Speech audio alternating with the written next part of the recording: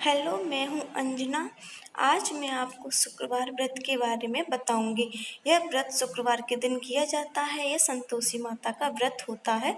इस दिन खट्टा नहीं खाया जाता, ना ही घर में खट्टा बनाया जाता है, ना ही घर का कोई भी सदस्य खट्टी चीज़ें खाता है। इस व्रत के लिए प्रसाद के रूप में आपको गुड़ और चना लेना है। बाकी पूजा विधि वही नॉर्मल है। आपको एक पात्र में जल लेना है, घी का दीपक जलाना है और गुड़ और चना लेना है। सामने माता का चित्र रखिए। उसके बाद पात्र के ऊपर गुड़ और चना रखिए और घी का दीपक जला लीजिए और दीपक को सामने रख कर या फिर किसी भी व्यक्ति को बिठाकर आप कथा सुनाइए। कथा इस प्रकार है।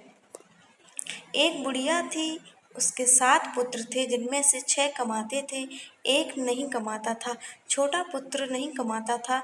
बुढ़िया उन 6 को अच्छी रसोई बनाती, अच्छे अच्छे पकवान बनाकर खिलाती थी और 7वें पुत्र को उनकी बची हुई जूठन खिलाती थी।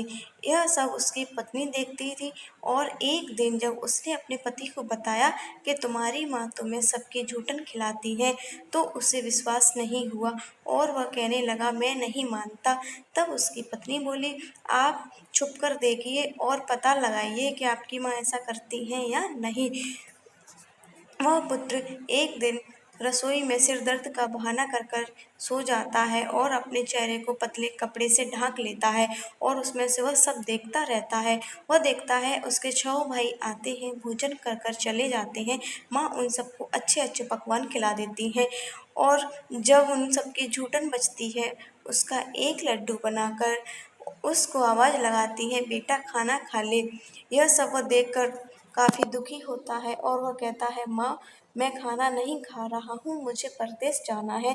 तब उसकी माँ कहती है, बेटा कल जाता हो तो आज ही चला जा। और वह परदेश के लिए निकल जाता है। रास्ते में उसे उसकी पत्नी मिलती है जो कंडे थापती है। तो वो उससे कहती है कि आप परदेश जा रहे हैं तो मुझे अपनी कोई निशानी देकर जाइए। तो वो उसे अपनी अंगूठी दे देता है और उससे कहता है कि तुम भी मुझे अपनी कोई निशानी दे दो। तब उसकी पत्नी कहती है कि मेरे पास तो कुछ भी नहीं है, यह गोबर भरे हाथ हैं, और अपने हाथ का छापा उसकी पीठ पर मार देती है। कहा जाता है कि इसी कारण से विवाह में पत्नी पति की पीठ पर हल्दी का छापा मारती हैं। और वह विदेश में चला जाता है। वहाँ एक सेठ के वहाँ नौकरी करने लगता है और कुछ दिनों में आधे मुनाफे का साझीदार बन जाता है। इधर उसकी पत्नी को उसकी सास बड़े कष्ट देती है, जंगल में लकड़ी लेने भेजती हैं और भूसी की रोटी देती हैं, नारियल के खोपड़ी में पानी देती हैं। एक दिन उसे जंगल में कुछ स्त्रियां व्रत करते दिखाई देती हैं। तो वह पूछती है कि बहनों तुम किसका व्रत कर रही हो। वह बताती हैं कि हम संतोषी माता का व्रत कर रहे हैं और वह उसको पूरी विधि बता देती हैं।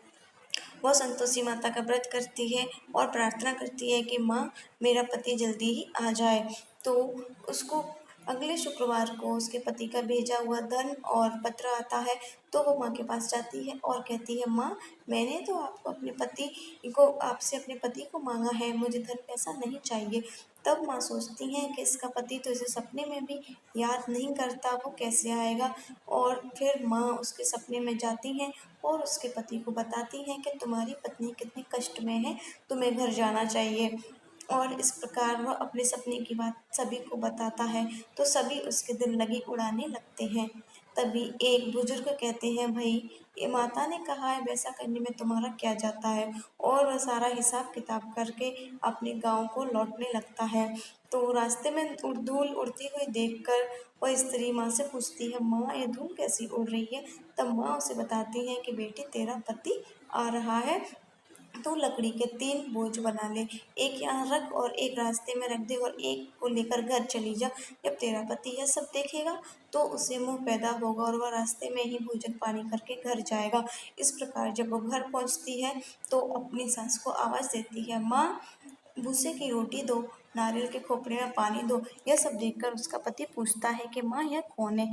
तो उसकी माँ कहती है, बेटा यह तेरी पत्नी है, सारा दिन गांव में घूमती फिरती है, 4 पहर पहर आकर रोटी खा जाती है, काम धाम कुछ नहीं करती है। तो उसका पति कहता है, माँ मैंने इसको भी देखा है और तुमको भी देखा है, मुझे ऊपर की चाबी दे दो, मैं वहीं रहूँगा। और वह दूसरी मंजिल पर अपना सारा सामान जमा कर राजा की तरह रहने लगते हैं। और जब वो उद्यापन करती है तो बच्चों को भोजन पर बुलाती है, लेकिन वो बच्चों को गलती से पैसे दे देती है और वो बच्चे जाकर इमली खा लेते हैं। तो माँ का उस पर रुष्ट होना जायज़ है। माँ उसे कहती हैं, तुमने सारी बातें भुला दी। तब वह कहती है, माँ मुझसे भूल हो गई। और देखते ही देखते उसके पति को राजा के लोग पकड़ के ले जाते हैं, लेकिन फिर वह पुनः उद्यापन करती है और इस बार वो ब्राह्मण के बच्चों को लेके आती है, उन्हें प्रसाद में केले देती है। और तभी राजा के आदमी उसके पति को छोड़ जाते हैं और उसका पति बताता है कि वो मुझे टैक्स भरने के लिए ले गए थे। और अगले ही माँ उनको सुंदर चंद्रमा के समान पुत्र प्राप्ति होती है। माँ सोचती हैं, यह रोज मंदिर आती है, क्यों ना आज मैं इसका आसरा देखूं। और माँ अपना भयानक रूप बनाती हैं, सूंड के समान होठ, और उसको गुड़ और चने से सना हुआ करके आती हैं, उन पर मक्खी भिनभिनाती रहती हैं। यह सब देखकर सब लोग डर जाते हैं, लेकिन वह स्त्री अपने बच्चे को दूध पीने से हटाती है और माँ के पास दौड़ी आती है। तभी उसकी सास कहती है, देखो बच्चे को भी इसने पटक दिया। तभी माँ के प्रताप से जहाँ देखो तहाँ बच्चे ही बच्चे नजर आते हैं और वो कहती है कि यह वही संतोषी माँ है जिनका मैं व्रत करती हूँ। इस प्रकार वह सब लोग माँ के चरणों में गिर जाते हैं और कहते हैं, माता हमें आपके व्रत की विधि नहीं पता थी, हमें क्षमा करना। और माँ इस प्रकार उन सबको क्षमा कर देती हैं। माँ ने जैसा फल उस स्त्री को दिया वैसा फल माँ सबको दे।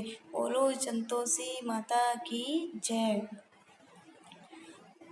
इस व्रत को करने से शीघ्र ही मनोकामना पूर्ण होती है और जब आपका कार्य सिद्ध हो जाए तब आप इसका उद्यापन कर सकते हैं। लेकिन आपको उद्यापन में 8 लड़कों को भोजन कराना होता है और यह याद रखना होता है कि वो लोग भोजन करने से पहले या भोजन करने के बाद में कुछ भी खट्टा ना खाएं, ना ही खट्टी चीज़ों का स्पर्श करें। और इस प्रकार खट्टी चीज़ों से दूर रहने से माता का व्रत जो है सिद्ध हो जाता है और हम जो भी फल की इच्छा रखते हैं वह हमें प्राप्त हो जाता है। इस प्रकार संतोषी माता का व्रत जो है बहुत ही फलदायी है। Thank you so much.